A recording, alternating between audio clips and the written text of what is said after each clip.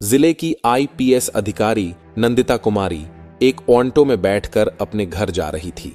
Auto driver को यह बिल्कुल अंदाजा नहीं था कि जो महिला उसकी ऑटो में बैठी हुई है वह कोई आम महिला नहीं बल्कि जिले की आईपीएस अधिकारी हैं। नंदिता लाल रंग की साड़ी पहनी हुई थी और देखने में वह बिल्कुल एक आम सी महिला लग रही थी। वह अपने भाई की शादी में शामिल होने के लिए छुट्टी लेकर अपने घर जा रही थी। नंदिता ने सोचा कि अपने भाई की शादी में वह आईपीएस अधिकारी के रूप में नहीं बल्कि सिर्फ एक बहन के तौर पर जाएंगी। ऑटो चलाते हुए ड्राइवर ने कहा, मैडम, आपकी वजह से मैं इस रास्ते से जा रहा हूं, वरना मैं इस रास्ते से बहुत कम जाता हूं। आईपीएस अधिकारी नंदिता ने ऑटो वाले से पूछा, लेकिन ऐसा क्यों भैया, इस रास्ते में क्या प्रॉब्लम है? ऑटो ड्राइवर ने कहा, मैडम, इस रास्ते पर कुछ पुलिस वाले खड़े रहते हैं। हमारे इस इलाके का जो इंस्पेक्टर है वह ऑटो का चालान बिना वजह काटता है और ऑटो वालों से बिना किसी गलती के पैसे वसूलता है, और अगर इंस्पेक्टर की बात नहीं मानते तो वह लोगों के साथ मारपीट करता है। आज पता नहीं मेरे किस्मत में क्या लिखा है। ऊपर वाला करे कि इस टाइम पर वह इंस्पेक्टर रास्ते में ना मिले, वरना वह बिना गलती के मुझसे पैसे वसूल करेगा। आईपीएस नंदिता मन ही मन सोच रही थी, क्या सच में यह ऑटो ड्राइवर जो कह रहा है वह सच है? क्या वाकई यहां के थाने का इंस्पेक्टर इतना गलत काम करता है? थोड़ी ही दूर आगे बढ़ने पर उन्होंने देखा कि सड़क के किनारे इंस्पेक्टर दिलीप राणा अपने साथियों के साथ खड़ा था और वाहनों की चेकिंग कर रहा था। जैसे ही ऑटो उनके सामने पहुंचा, इंस्पेक्टर दिलीप राणा ने लाठी से इशारा करके ऑटो को रोक दिया। फिर इंस्पेक्टर दिलीप गुस्से में बोला, अरे ओ पायलट, नीचे उतर। तेरे बाप की सड़क है क्या? इतनी तेज स्पीड में ऑटो चला रहा है, कानून का कोई डर नहीं है क्या? चल अब जल्दी से 5,000 का चालान भर। इतना कहकर इंस्पेक्टर ने चालान बुक निकाल ली। ड्राइवर मोहन डरते हुए बोला, साहब, मैंने कोई नियम नहीं तोड़ा।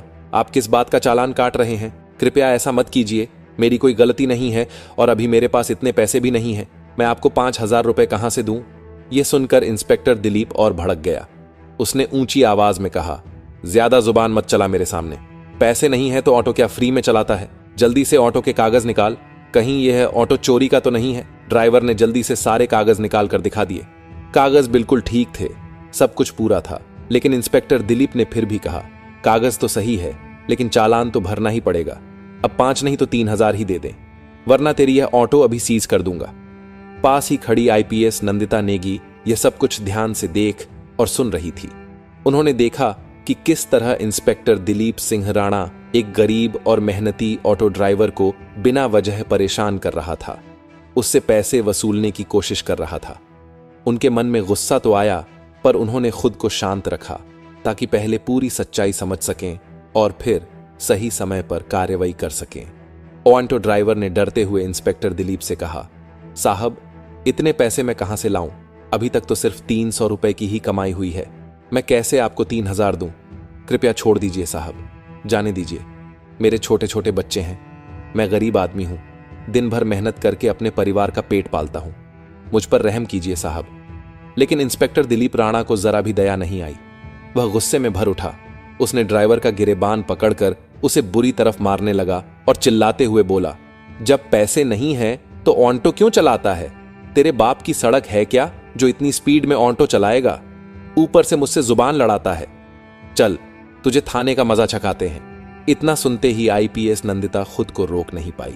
वह तुरंत आगे बढ़ी और इंस्पेक्टर के सामने खड़ी होकर बोली, इंस्पेक्टर, आप बिल्कुल गलत कर रहे हैं। जब ड्राइवर ने कोई गलती नहीं की तो आप उसका चालान क्यों काट रहे हैं? ऊपर से आपने उसके साथ मारपीट किया, यह कानून का उल्लंघन है। आपको कोई हक नहीं है किसी गरीब पर इस तरह का अत्याचार करने का, इसे जाने दीजिए। इंस्पेक्टर दिलीप राणा पहले से ही गुस्से में था।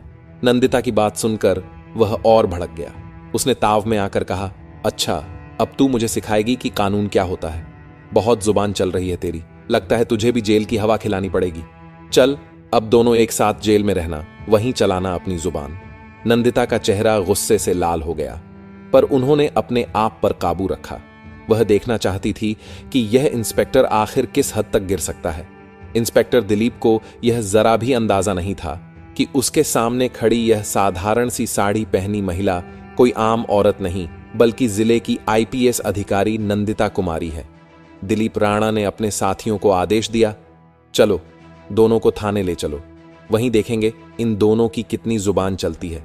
तभी 2 पुरुष कांस्टेबल और 2 महिला कांस्टेबल तुरंत आगे बढ़े और उन्होंने ड्राइवर और आईपीएस नंदिता को पकड़ लिया।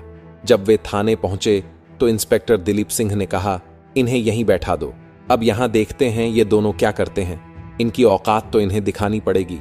हवलदारों ने दोनों को एक बेंच पर बैठा दिया।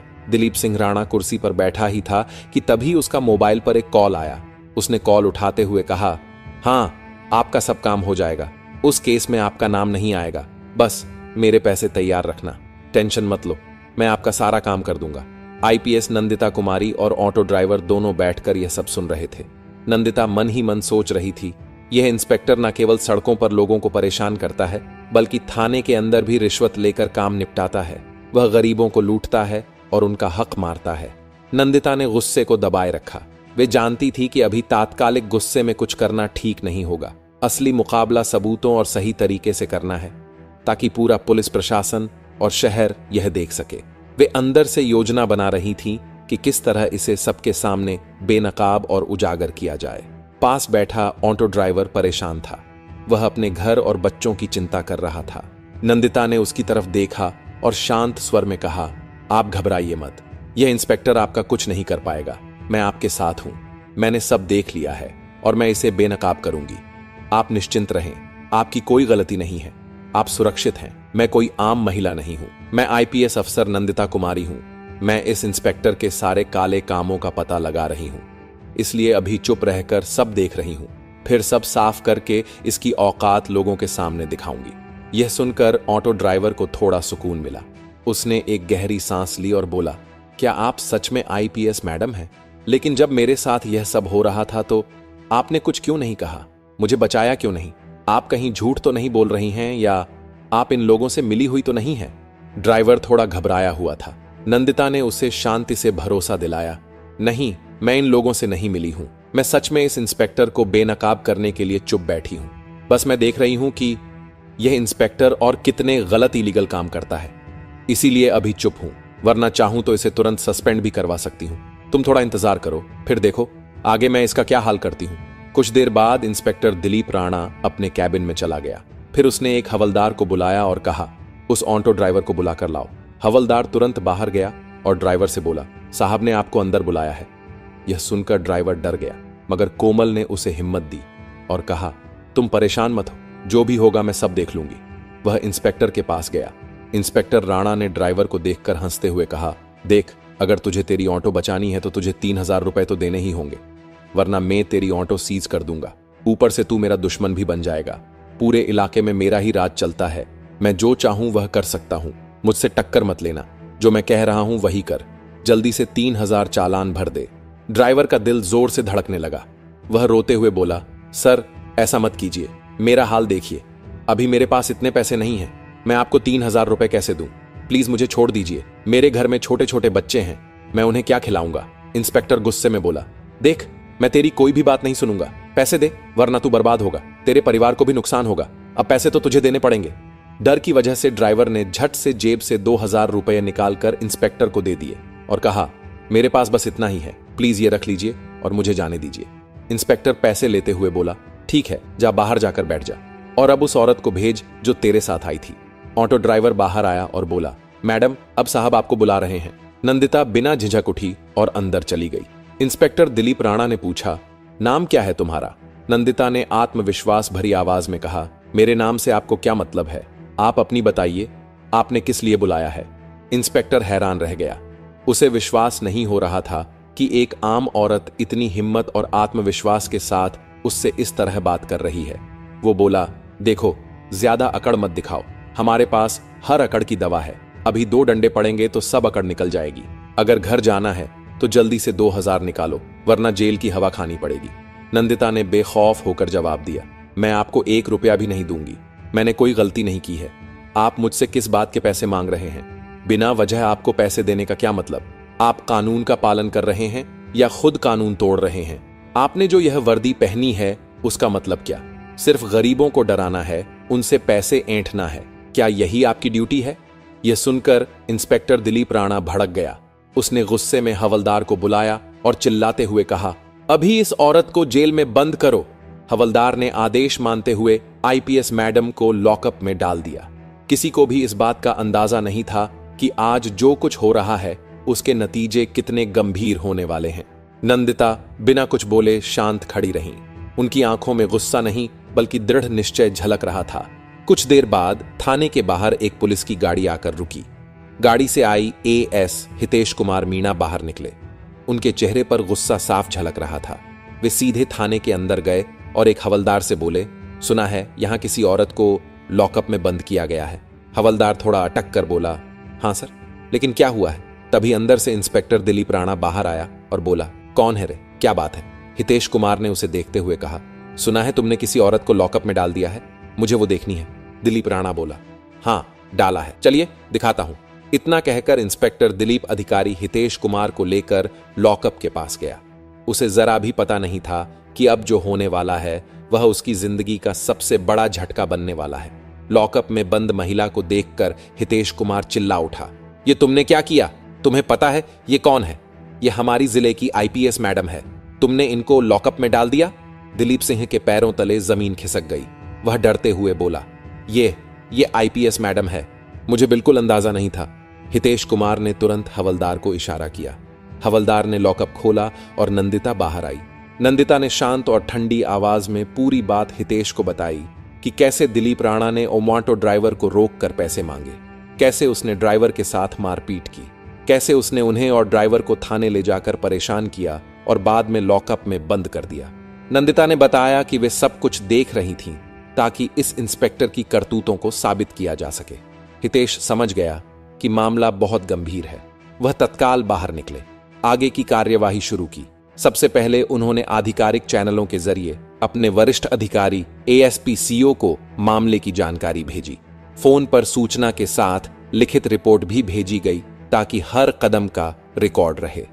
एएसपी ने रिपोर्ट देखकर स्थिति गंभीर पाई और उन्होंने जिले के प्रशासन को नियमों के अनुसार आधिकारिक सूचना भेजी। जिलाधिकारी डीएम को आधिकारिक माध्यम से मामले की जानकारी दी गई और कहा गया कि यह मामला तत्काल उच्च स्तरीय जांच मांगता है। डीएम और एसपी दोनों ही मामले की गंभीरता देखते हुए थाने पर पहुंचे। डीएम थाने पर आए और वहां का पूरा मामला देखा। डीएम ने दिलीप राणा से पूछा, तुमने किस अधिकार से किसी महिला को इस तरह थाने में ठहराया और बिना वजह लॉकअप में डाला? डीएम ने स्पष्ट कहा कि यह कार्य कानून का उल्लंघन है। गरीब नागरिकों से रिश्वत मांगना और जानबूझकर पिटाई करना आपराधिक कृत्य है। उन्होंने तुरंत निर्देश दिया कि मामले की जांच कराई जाए, संबंधित के खिलाफ आपराधिक कार्यवाही और अनुशासनात्मक कदम उठाए जाए और तत्काल प्रभाव से संरक्षण हेतु कदम उठाए जाए ताकि पीड़ितों को न्याय मिल सके। नंदिता ने कहा कि वह इस मामले में गवाही देंगी और साथ में ऑटो ड्राइवर भी गवाही देगा। डीएम ने कहा कि आज ही विस्तृत जांच और कार्रवाई के आदेश दिए जाएंगे ताकि आगे कोई भी ऐसे दुरुपयोग की हिम्मत न करे। डीएम ने तुरंत संबंधित एएसपी और विजिलेंस विभाग को निर्देश दिए कि वे मामले की पूरी जांच करें। उन्होंने कहा कि इंस्पेक्टर दिलीप सिंह राणा के खिलाफ तुरंत अनुशासनात्मक और आपराधिक कार्रवाई की जाए और पीड़ित ऑटो ड्राइवर और आईपीएस नंदिता कुमारी को इंसाफ दिलाया जाए। नंदिता ने डीएम को पूरी घटना विस्तार से बताई। उन्होंने कहा कि यह सिर्फ उनका मामला नहीं है, बल्कि जिले के कई गरीब और छोटे व्यवसाय लोग इसी तरह के अत्याचारों के शिकार होते हैं। उन्होंने अपना बयान आधिकारिक रिपोर्ट में दर्ज करवाया ताकि कोई भी इसे दबा ना सके। ऑटो ड्राइवर से भी पूछताछ हुए। ड्राइवर ने डीएम और जांच अधिकारियों के सामने बताया कि किस तरह से दिलीप राणा ने बिना किसी कारण के चालान भरने और पैसे मांगने की धमकी दी। उसने बताया कि अगर उसने पैसे नहीं दिए होते तो उसका ऑटो सीज हो जाता और परिवार भूखा मर जाता। ऑटो ड्राइवर का बयान भी आधिकारिक फाइल में दर्ज किया गया। जांच शुरू हुई। विजिलेंस टीम ने थाने के रिकॉर्ड और सीसीटीवी फुटेज का अध्ययन किया। उन्होंने देखा कि दिलीप राणा कई बार ऑटो चालकों और गरीब लोगों को डराकर पैसे वसूलता रहा है। अगले दिन सूरज की पहली किरण के साथ शहर की सड़कों पर अधिकारियों की गाड़ियों की लाइन लग गई। एसपी कमिश्नर के साथ कई